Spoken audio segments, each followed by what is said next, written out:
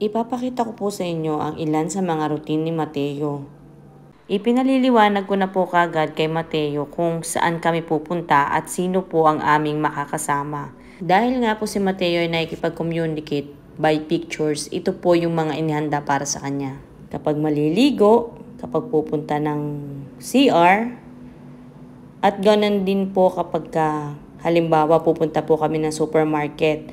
At ituturo na po minsan ni Mateo kung ano po talaga ang bibili niya. Katulad ito, mas gusto po niya yung salsicha. At ganoon din po sa kusina. Mahalaga po ang routine o yung pagkakasunod-sunod ng mga gagawin para sa may autism dahil nagbibigay po ito ng sense of calmness o yung kakalmahan, nagbibigay din po ng mas maliwanag na impormasyon sa mga gagawin nila.